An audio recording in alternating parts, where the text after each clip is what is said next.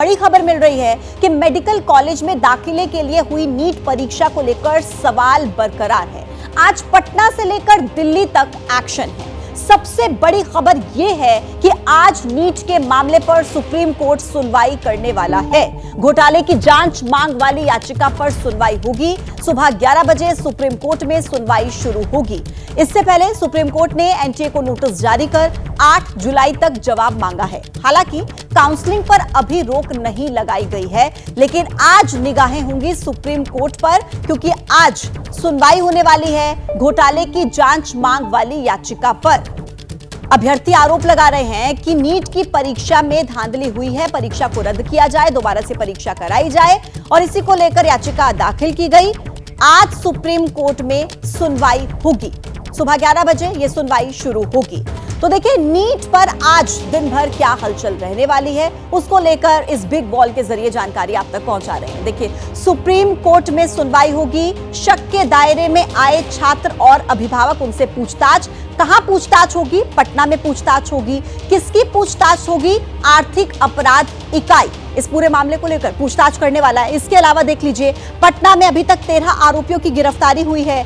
आम आदमी पार्टी इस मसले को लेकर आज प्रदर्शन करने वाली है, और प्रदर्शन की यह जगह दिल्ली रहेगी, जहां पर आम आदमी पार्टी नीट की इस परीक्षा को लेकर प्रदर्शन करने वाली है। तो आज दिन भर नीट की परीक्षा मामले को लेकर यह हलचल दिन भर रहने वाली है। पूछताछ होगी। जो शक के दायरे में छात्र आए हैं, अभ्यर्थी आए हैं और उनके अभिभावक हैं, उनसे पूछताछ होगी। और सुप्रीम कोर्ट में आज सुनवाई भी होगी सुबह 11 बजे। तो ऐसे में नजर निगाहें आज सुप्रीम कोर्ट पर रहने वाली हैं। और इसी खबर पर ज्यादा अपडेट्स के साथ मेरे 3 सहयोगी इस वक्त मेरे साथ कनेक्ट हैं। दिल्ली से सीधे अंकित गुप्ता मेरे साथ जुड़ गए हैं। दिल्ली से ही श्रीनिवास हमारे साथ कनेक्ट है। पटना से शशांक कुमार हमारे साथ जुड़े हुए हैं। सबसे पहले अंकित, आप ही का रुख करते हुए, आज सुप्रीम कोर्ट में जो अर्जी है उसके बारे में आप विस्तार से बताइए कि क्या अर्जी लगाई गई है और कितने बजे सुनवाई शुरू होगी।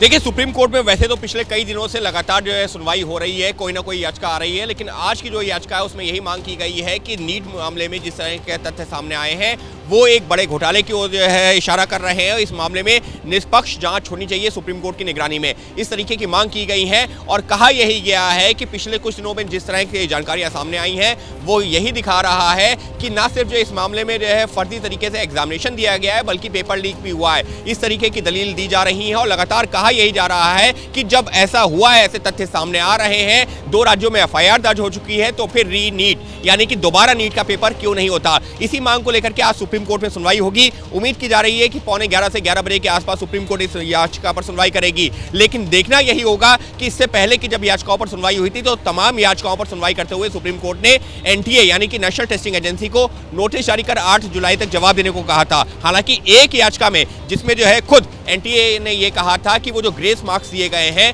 उसको वो रद्द कर रहा है, उस पर सुप्रीम कोर्ट ने जरूर उसकी बात को माना था, लेकिन बाकी अन्य याचिकाओं पर एनटीए से जवाब ही मांगा है। तो ऐसे में आज जो याचिका है वो अपने आप में महत्वपूर्ण है कि सुप्रीम कोर्ट का क्या रुख रहता है। सुप्रीम कोर्ट का क्या रुख रहता है, इस पर नजर रहेगी। इस बीच एक और बड़ी खबर, नीट पेपर लीक को लेकर बिहार में ईओयू भी एक्शन मोड में है।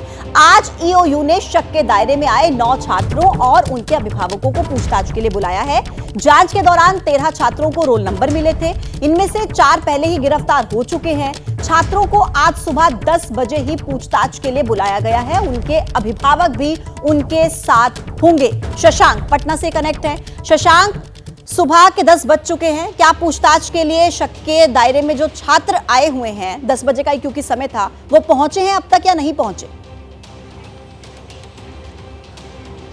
देखिए, इस वक्त हम पटना में ईओयू ऑफिस के ठीक बाहर खड़े हैं। अभी तक गेट खुला था, लेकिन गेट को अब जो है देखिए लॉक कर दिया गया है। 10 बजे का टाइम था, अब तक कोई अभ्यर्थी पहुंचा नहीं है, ना उसका कोई अभिभावक यहां पर आया है। लेकिन आज आना है, आज और कल 2 दिन का टाइम दिया गया है। जो 13 आरोपी गिरफ्तार हुए हैं उनसे पूछताछ में रोल कोड मिले थे 12, और उस 12 रोल कोड की जानकारी ईओयू ने एनटीए से मांगी थी। जानकारी आ गई है और उन अभ्यर्थियों को आज पूछताछ के लिए बुलाया गया है। पूछा जाएगा कि परीक्षा माफियाओं के पास आपके डॉक्यूमेंट्स, जानकारियां कैसे पहुंची, क्या आप भी उत्तर रटने वाली टोली में शामिल थे। इस तरह के सवाल जो हैं वो पूछे जा सकते हैं। हमारी भी नज़र है, लेकिन फिलहाल अभी यहाँ पे कोई नहीं पहुँचा है। जी ठीक है, जैसे ही हलचल होगी शशांक मैं वापस आपके पास लौटूंगी। देखिए, पटना में पेपर लीक की जांच में एक नया खुलासा हुआ है। एबीपी न्यूज को उन छात्रों का स्कोर कार्ड मिला है जो कि शक के दायरे में है।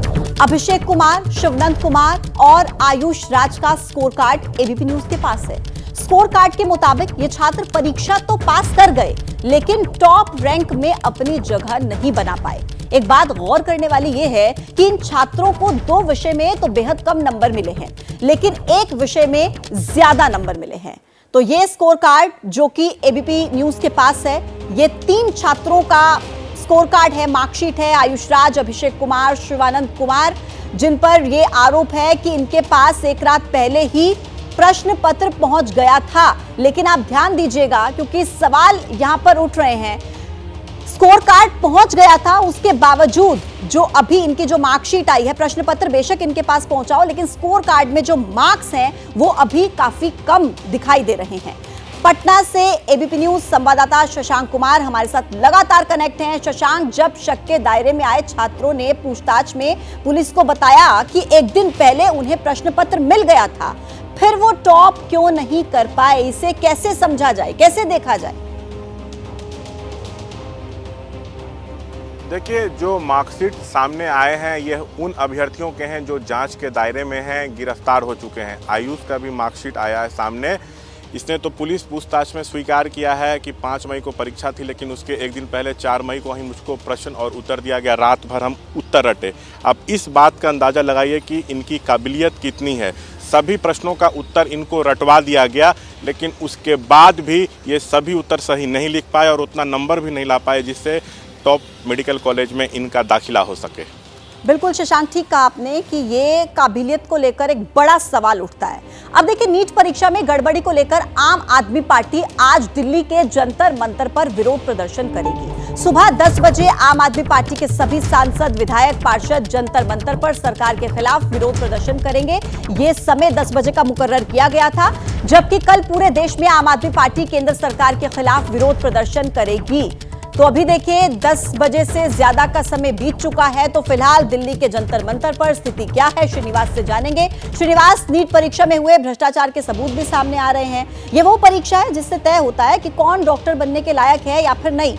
मौजूदा हालातों में आपको क्या लगता है, क्या ये परीक्षा रद्द होगी?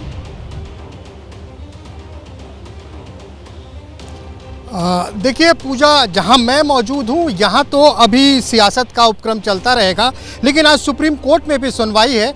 जहां तक इस परीक्षा की बात की जाए, जब शुरुआत में विवाद हुआ तो ये कहा गया, यहां तक कि हमारे शिक्षा मंत्री ने भी कहा कि ऐसी कोई गड़बड़ी नहीं दिख रही है। सुप्रीम कोर्ट ने भी एक खास वर्ग के जो विद्यार्थी थे जिन्हें ग्रेस मार्क दिया गया था, उनके बारे में एक निर्णय लिया कि जिन्हें ग्रेस मार्क मिला है, अगर वो चाहते हैं तो फिर से परीक्षा दे सकते हैं और अदरवाइज नहीं चाहें तो नहीं दे सकते हैं। लेकिन अभी देखिए जिस तरह की चीज़ें आए हैं, जिस तरह के फैक्ट सामने आ रहे हैं, पटना में वो तमाम कबूलनामा आ रहा है जिन विद्यार्थियों को गिरफ्तार किया गया है, जिन लोगों को गिरफ्तार किया गया है, वो ये कबूल कर रहे हैं कि प्रश्न पत्र जो हैं उन्हें पहले मिल गए थे। ऐसे ही हरियाणा का एक केंद्र है जहां एक केंद्र से 6 लोग टॉप कर जाते हैं और शायद ये विश्व की पहली परीक्षा होगी जहां एक परीक्षा में 67 लोग शीर्ष स्थान पे आते हैं। खैर, ये तमाम बातें कह सकते हैं एक्ट ऑफ गॉड, भगवान ने कुछ ऐसा किया होगा। लेकिन फिलहाल सियासत भी अपने चरम पे है। इस वक्त जंतर मंतर पे है, यहाँ आम आदमी पार्टी के द्वारा भी प्रदर्शन किया जाएगा। 10 बजे का वक्त मुकर्रर था, लेकिन ये प्रदर्शन अभी शुरू नहीं हो पाया। हमारे साथ आम आदमी पार्टी के तेज तर्रार नेता संजीव झा जी हैं। सर प्लीज,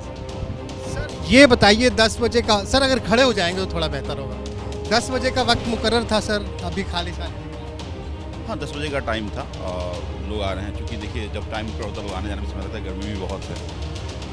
तो सर ये तो लोग आ 11 बजे करीब लोग आ जाएंगे। सर ये बताइए कि शिक्षा मंत्री ने कह दिया कि भाई, पहले तो कहा कि कोई गड़बड़ी नहीं हुई है, फिर उन्होंने कहा छोटी मोटी खामियां नज़र आ रही हैं। अब जिस तरह के तथ्य बाहर आ रहे हैं, सियासत होती रहेगी, विद्यार्थियों को न्याय मिलेगा, क्या होगा इसमें? देखिए, ये बड़ा ही गंभीर भी है और चिंता की बात भी है। जिस तरह से देश के शिक्षा मंत्री इस इतना बड़ा गड़बड़ी को नज़रअंदाज करने की कोशिश कर रहे हैं, या तो जानबूझकर कर रहे हैं, उनको अता पता नहीं है। आखिर जानबूझकर क्यों कर रहे हैं? ऐसा क्या है, उन्हें क्या लेना देना? तो अगर ये उनको जानकारी नहीं है और नज़रअंदाज कर रहे हैं, ये तो और ख़तरनाक है। और अगर जानबूझकर कर रहे हैं तो मुझे लगता है कि देश की जनता और वो तमाम पेरेंट्स जो अपने बच्चों को कोचिंग पढ़ाते हैं, इसलिए कि दिन रात बच्चे मेहनत करते हैं, उनके भविष्य खिलवाड़ है। तो सुप्रीम कोर्ट का भी जो निर्णय आया, उस निर्णय में कहीं से आप कह सकते हैं कि कुछ इस तरह की बातें नहीं उठी जिससे ये साफ किया जाए, जैसे प्रश्न पत्र लीक हुआ, घोटाला हुआ। एक बात कही गई कि हाँ वो ग्रेस मार्क वाला मामला था, सुप्रीम कोर्ट ने उस पर अपना निर्णय दे दिया। देखिए, जिस तरह से चाहे बिहार के में प्रश्न पत्र लीक होने की मामला हो और भी कई सेंटर्स पे ये मैं मामले रोकूंगी आ रहे हैं, आपको। तो एक साफ-साफ बड़ा दर्शाया है। अपडेट हमारे पास आ रहा है, वो दर्शकों को बताएं कि पेपर लीक को लेकर बिहार के मुख्यमंत्री नीतीश कुमार ने एक बड़ा ऐलान किया है। पेपर लीक पर कड़े कानून बनाने का ऐलान, परीक्षा में कोई अनियमितता न हो। नीट पेपर लीक के बाद अब एक्शन में नीतीश कुमार, और कड़े कानून बनाने का ऐलान नीतीश कुमार की तरफ से किया गया है।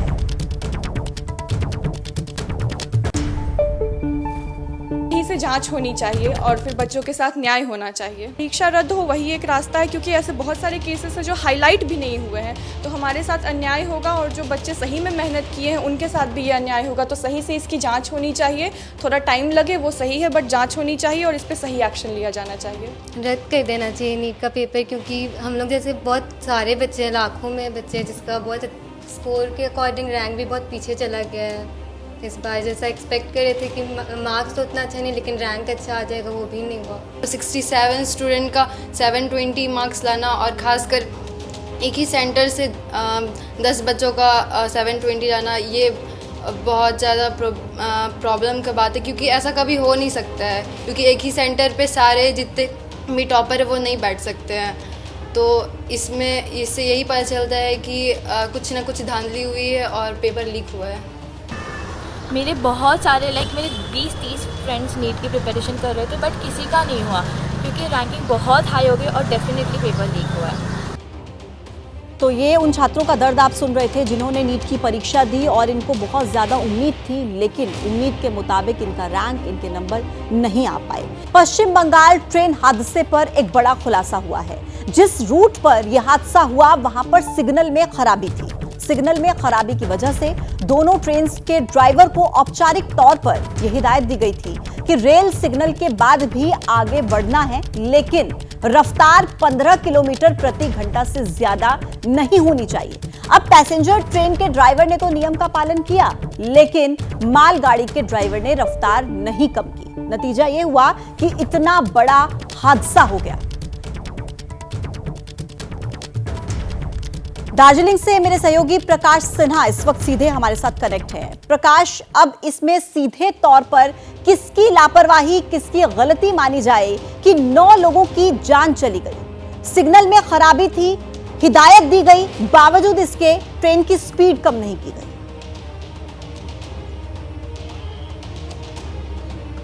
बिल्कुल, सिग्नल में तो खराबी थी, रेल के अधिकारी जो हैं रेलवे के वो भी मान रहे हैं, और इसके साथ ट्रेन ट्रैकिंग जो सिस्टम था वो भी खराब था। ऐसी बातें भी निकल के सामने आ रही हैं। कमिश्नर ऑफ रेलवे सेफ्टी उन्होंने जांच शुरू कर दी है। ऐसे 20 रेल कर्मियों और अधिकारियों की एक सूची बनाई गई है, लिस्ट बनाई गई है जिनसे आज पूछताछ होनी है। लेकिन मैं जिस जगह हूँ, जिस जगह कल भयावह दुर्घटना घटी है, आप देख सकते हैं, इस मंजर को देखते हुए साफ तौर पे समझ में आ ही रहा होगा कि कल दुर्घटना कितनी भयावह थी। इसी बीच जो खबर हमें मिल रही है कि एनजीपी जीआरपी में एक एफआईआर किया गया है। कई धाराओं के तहत एफआईआर किया गया, आईपीसी 304 के तहत एफआईआर किया गया है। लेकिन सबसे बड़ी जो बड़ा सवाल इस वक्त ये है कि ऐसा क्या हुआ था। क्लियरेंस सर्टिफिकेट दिया गया था, चूंकि ऑटोमेटिक ट्रैफिक सिग्नलिंग वो खराब हो गया था, इसलिए पहले कंचनजंगा एक्सप्रेस को, उसके बाद जो गुड्स ट्रेन आ रही थी मालगाड़ी, उसके चालक को वो क्लियरेंस सर्टिफिकेट दिया गया था।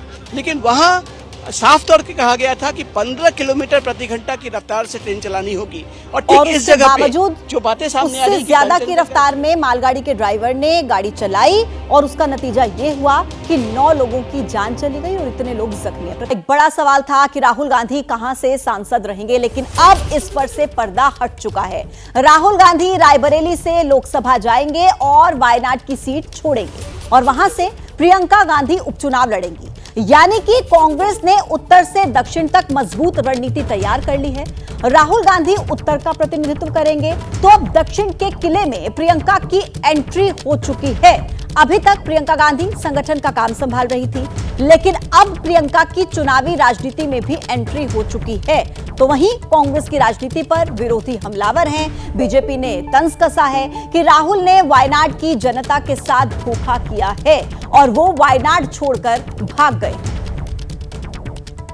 तो देखिए, वायनाड से प्रियंका गांधी अब उपचुनाव लड़ने वाली हैं। अटकलें लगाई जा रही थी कि रायबरेली के ही सांसद बने रहेंगे राहुल गांधी, क्योंकि दोनों सीटों से वो भारी मतों से जीते। अब ऐसे में कानून के हिसाब से एक सीट उन्हें छोड़नी थी, तो उन्होंने रायबरेली की सीट अपने पास रखी है और वायनाड की सीट पर उपचुनाव लड़ेंगी प्रियंका गांधी। हमारे साथ हमारे दो सहयोगी इस वक्त कनेक्ट हैं। सबसे पहले जैनेंद्र, मैं आप ही के पास आते हुए, क्योंकि लगातार अटकलें लगाई जा रही थी कि भाई राहुल गांधी अपने पास रायबरेली की सीट ही रखेंगे। अब जिस तरीके से उत्तर से दक्षिण तक की राजनीति को कैप्चर करने की कोशिश की जा रही है कांग्रेस की तरफ से, ये आने वाले चुनावों के लिए कितना ज्यादा लाभकारी हो सकता है कांग्रेस के लिए, क्या आसार लगते हैं? बिल्कुल, देखिए, राहुल गांधी ने रायबरेली सीट जो रखी है उसके पीछे दो तीन अहम कारण हैं। एक तो यह है कि रायबरेली उनके परिवार की विरासत की सीट रही है। उनके दादा फिरोज गांधी वहां से सांसद रहे, इंदिरा गांधी सांसद रही, सोनिया गांधी वहां से सांसद रही और राहुल गांधी को इस बार बड़ी जीत मिली। और साथ ही साथ जिस तरीके से उत्तर प्रदेश में कांग्रेस और समाजवादी पार्टी के गठबंधन ने बेहतरीन प्रदर्शन किया है उम्मीदों के उलट,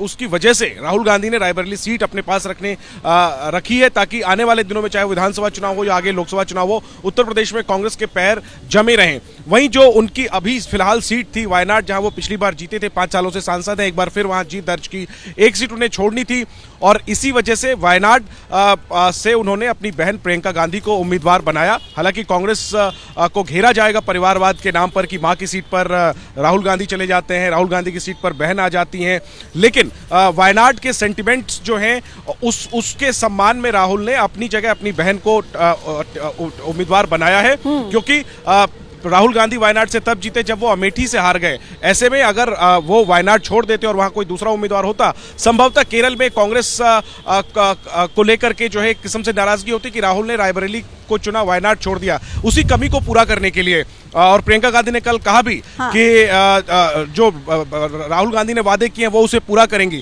तो इसी वजह से प्रियंका को वायनाड से उतारा। और जाहिर सी बात है ये उत्तर और दक्षिण को साधने की कोशिश है। दक्षिण में वैसे ही कांग्रेस मजबूत है, प्रियंका गांधी के जाने से उसमें और तेजी ही आएगी, ऐसी उम्मीद जताई जा रही है। पहली बार चुनाव लड़ेंगी, वहां से अपना राजनीतिक डेब्यू, चुनाव का डेब्यू वो वहां से करेंगी। अब ऐसे में प्रियंका गांधी, राहुल गांधी और मल्लिकार्जुन खड़गे का इस पर क्या कहना है, वो दर्शकों को सुना रहे हैं। पार्टी ने यह तय कर दिया कि राहुल गांधी जी अपना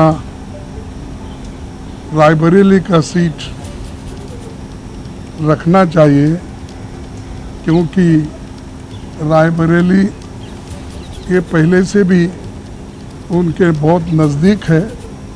उस फैमिली के साथ बड़ा जुड़ाव है वहाँ से और पीढ़ियों से वहाँ पर वो लड़ते आए हैं। इसी पार्टी के लिए ये अच्छा होगा कि रायबरेली सीट वो रिटेन करे। वायनाड से खाली सीट पे प्रियंका जी लड़ना चाहिए। रायबरेली से और वायनाड से इमोशनल कनेक्शन है। पिछले 5 सालों में मैं वायनाड का एमपी था और वायनाड के सब लोगों ने, हर पार्टी के लोगों ने प्यार दिया।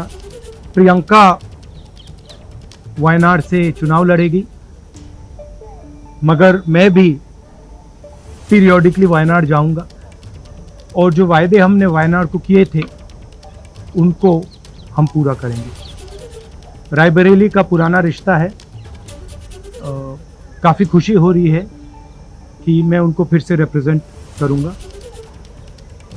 मगर आसान निर्णय नहीं था, मुश्किल निर्णय था, क्योंकि जुड़ाव दोनों के साथ है। और रायबरेली के साथ तो मेरा बहुत ही पुराना रिश्ता भी है और 20 सालों से मैंने काम किया है दोनों रायबरेली और अमेठी में, तो वो रिश्ता तो कहीं मतलब किसी भी तरह से टूट नहीं सकता। उसको कायम रखने के लिए हम दोनों हैं और भैया की मैं मदद रायबरेली में भी करूंगी और जैसे इन्होंने कहा हम दोनों रायबरेली में भी हम दोनों मौजूद होंगे और वायनाड में भी। मेरे सहयोगी संजय त्रिपाठी इस वक्त सीधे रायबरेली से हमारे साथ जुड़ गए हैं। संजय, 10 साल के बाद कांग्रेस यूपी में ऐसी स्थिति में आई कि वोट शेयर भी बढ़ा और सीट भी बढ़ी, और रायबरेली तो पारंपरिक सीट है, कांग्रेस जाहिर तौर पर नहीं छोड़ना चाहेगी उसे। लेकिन रायबरेली की जनता राहुल गांधी के इस फैसले को, कांग्रेस के इस फैसले को किस तरीके से देख रही है? बिल्कुल, देखिए मेरे सहयोगी जैनेंद्र भी वायनाड सीट के सेंटीमेंट्स की बात कर रहे थे कि राहुल गांधी के सेंटीमेंट्स वहाँ से जुड़े हुए हैं। जब अमेठी से वो हारे थे तब वायनाड से जीते थे।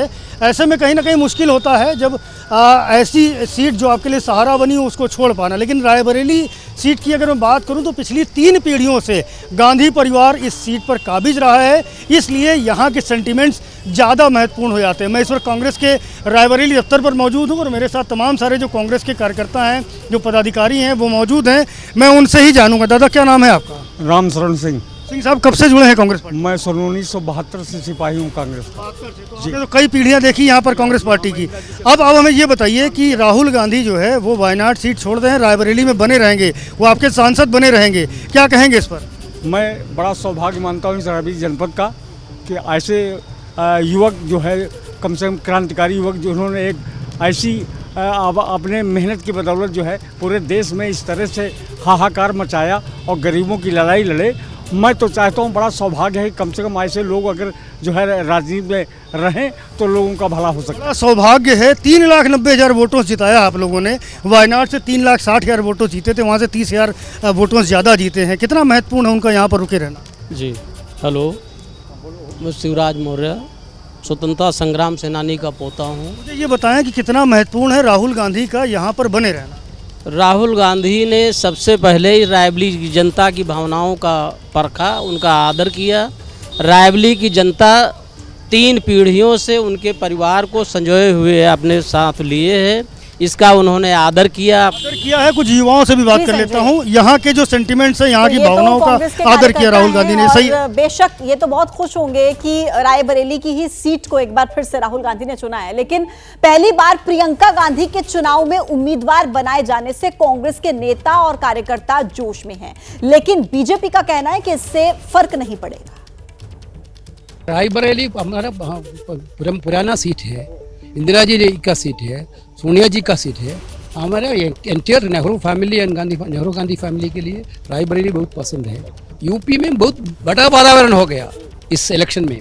अभी तक उनका अमेठी से लगाव था, अब अमेठी से मोहभंग हो गया।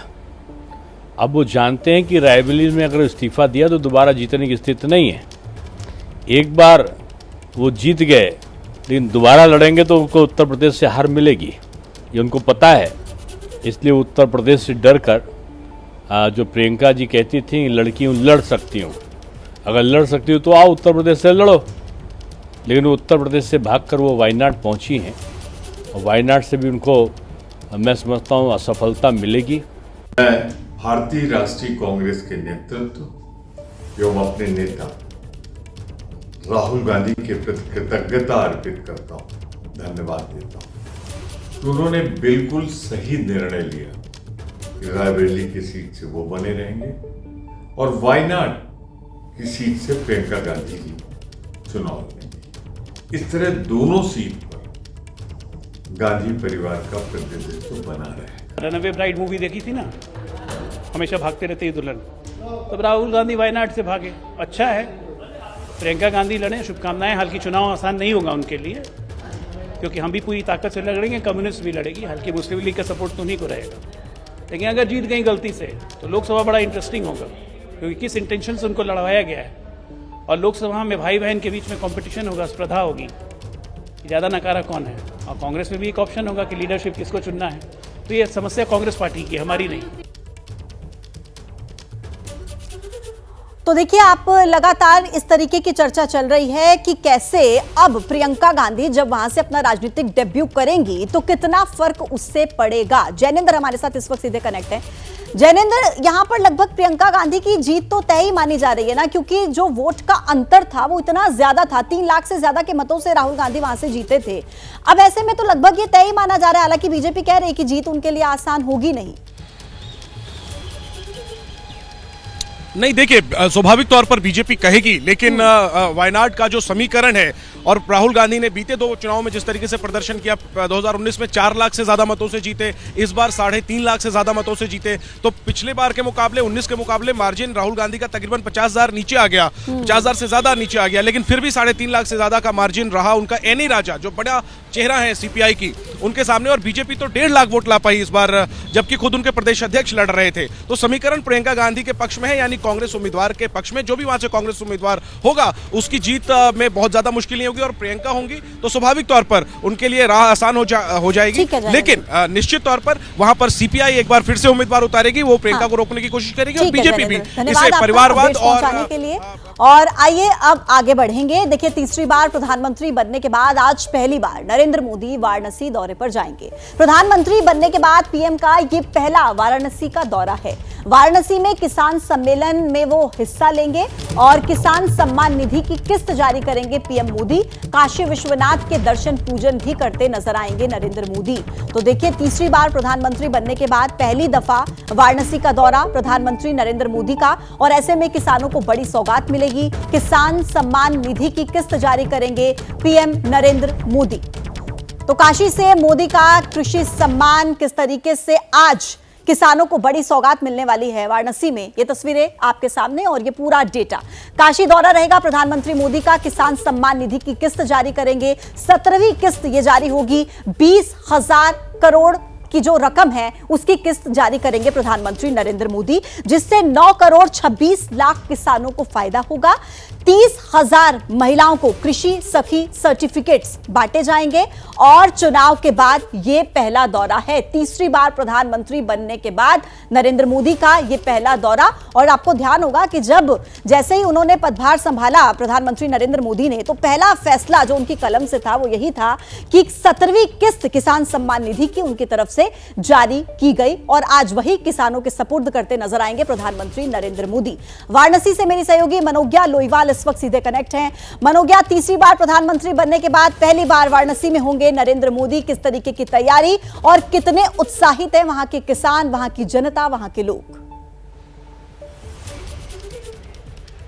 देखिए, शाम 4 बजे के बाद से सारे कार्यक्रम शुरू हो जाएंगे। आज प्रधानमंत्री नरेंद्र मोदी अपने पहले दौरे पर होंगे, अपने वाराणसी, अपने चुनाव क्षेत्र, अपने मतदान क्षेत्र और अपनी कॉन्स्टिट्यूंसी में, और यहीं पर आज मतदाताओं को या अन्नदाताओं को, उन सभी लोगों को आज सम्मानित किया जाएगा। मैं जहां पर हूं, यहां पर तैयारियां पूरी हो चुकी हैं, और अन्नदाताओं के लिए करीब 9.26 करोड़ से अधिक किसानों को 20,000 करोड़ से अधिक की सम्मान राशि दी जाएगी। किसानों को भारत में अन्नदाता कहा जाता है, अन्नदाता का सम्मान दिया जाता है कि अगर वो नहीं तो कुछ नहीं, खान पान नहीं। ऐसे में प्रधानमंत्री नरेंद्र मोदी आज अपने इस दौरे पर न सिर्फ यहां पर अन्नदाताओं को सम्मानित करेंगे, बल्कि महिलाओं को भी प्रशस्ति पत्र देंगे, जो कि अलग अलग स्वयं सम्मानित जो समूह चलाती हैं, उसमें साथ में कार्यक्रम में यहां पर करीब 20,000 महिलाओं को सम्मानित किया जाएगा। इसके साथ साथ शाम को वाराणसी में दशाश्वमेध घाट पर आरती करेंगे, वहां पर लगातार आरती करते रहें, और आपको ज्ञात रहे कि उसे विश्व स्तर पर ले जाने का श्रेय भी प्रधानमंत्री नरेंद्र मोदी को ही जाता है, जहां पर देश ही नहीं बल्कि विदेश के कई प्रधानमंत्रियों को लाकर बैठाकर उन्हें आरती दिखाकर और उसकी अनुभूति करवाई गई है। लेकिन आज बाबा धाम में, यहाँ पर काशी विश्वनाथ में प्रधानमंत्री खुद भी रहेंगे, और उनके साथ उनके इन सारे इलाकों के विधायक भी रहेंगे। अब आपको जरा गर्मी से बचने की क्या क्या व्यवस्था है वो भी छोटी से मैं बता देती हूँ कि पंखों की अतिरिक्त व्यवस्था की गई है। जगह जगह पर छोटे छोटे पोर्टेबल एसीज लगाए गए हैं। पूरी तरह से शेड तैयार किया गया है। ये ध्यान में रखा गया है कि गर्मी 45 डिग्री सेल्सियस से ज़्यादा है, और तापमान की आप कल्पना कीजिए कि लोगों की तबीयत बिगड़ रही है, और इसको ध्यान में रखते हुए ये सारी तैयारियां की गई हैं। पूरी तरह से शेड इसलिए रखा गया है क्योंकि आज भी तापमान 45 डिग्री सेल्सियस से ज़्यादा रहने की संभावना है। आज ही शाम को प्रधानमंत्री काशी विश्वनाथ कॉरिडोर में जाके बाबा के सामने भी नतमस्तक होंगे। वो कहते हैं कि यहाँ आने के बाद वो वाराणसिया ही हो जाते हैं। मनोज्ञा, धन्यवाद आपका। ये तस्वीरें, अपडेट्स पहुंचाने के लिए नजर रहेगी आज वाराणसी पर नरेंद्र मोदी जब वहां पर पहुंचेंगे। अब देखिए, पीएम मोदी के इस काशी दौरे को लेकर अजय राय ने तंज कसा है, और उन्होंने पीएम के दौरे को केवल मार्केटिंग और इवेंट बताया। देखिए, ये सब मैं समझता हूँ कि केवल मार्केटिंग और केवल एक इवेंट का कार्यक्रम हो रहा है। प्रधानमंत्री जी को इससे बाहर निकलना चाहिए और किसानों का दुख दर्द जानना चाहिए। अब उनसे वही किसान मिलेंगे जिनको टोपी पहनाया जाएगा, जिनको उनका पूरा बड़ाई कराया जाएगा मोदी जी से। मैं तो आग्रह करूंगा मोदी जी से कि जिन किसानों की ज़मीन जो योजनाओं में जा रही है और जो आपके जो अगल बगल जो भाजपा के नेतागण हैं, उनके जो आगे पीछे घूमने वाले लोग किसानों को बनाकर आप मिलवाएंगे, मैं समझता हूं कि उससे किसानों का दर्द और बढ़ेगा। बात करते हैं दिल्ली में जल संकट की, क्योंकि पानी की किल्लत का हल अभी तक दिल्ली में निकला नहीं है, लेकिन पानी पर सियासत आसमान छू रही है। लोग जल के लिए त्राहिमाम कर रहे हैं, तो इन सबसे इतर बीजेपी और आम आदमी पार्टी एक दूसरे पर बयानों के मटके फोड़ने में लगी है। दिल्ली के कई इलाके तो ऐसे हैं जहां पर पानी आ नहीं रहा, जिसमें वीवीआईपी इलाके भी शामिल हैं। जल संकट लगातार बरकरार, राजनीति लगातार इस मसले पर हो रही है, लेकिन इसका सॉल्यूशन अभी तक नहीं निकला।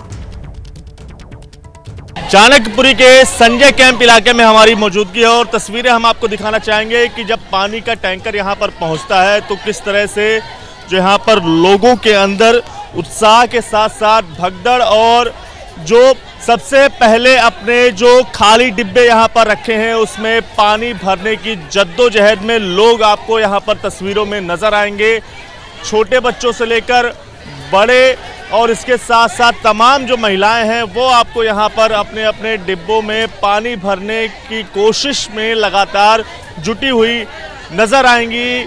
लोग किस तरह से अपने पाइप जो है वो टैंकर के अंदर डालकर उसके सहारे पानी निकालने की और पानी डिब्बे में भरने की कोशिश करते हुए साफ तौर से नज़र आएंगे।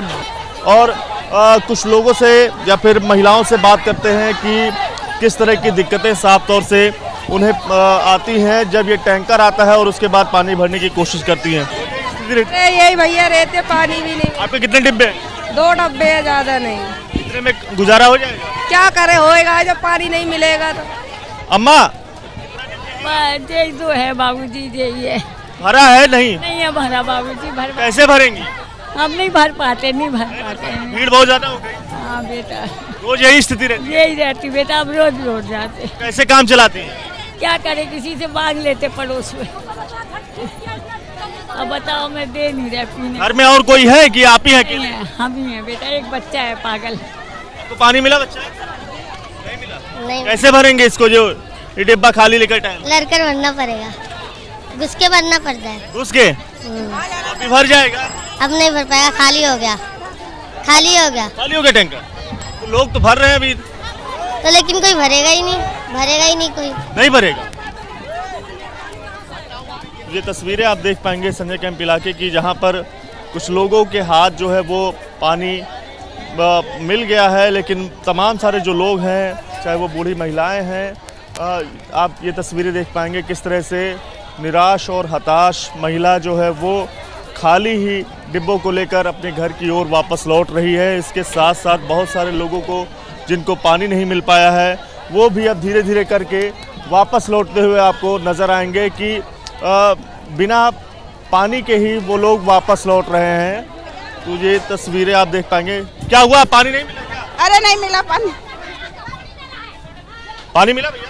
नहीं, पानी कहाँ मिला? खाली हो गया? खाली हो गया, पूरे खाली हो गया। बहुत बाकी है भरने के लिए अभी।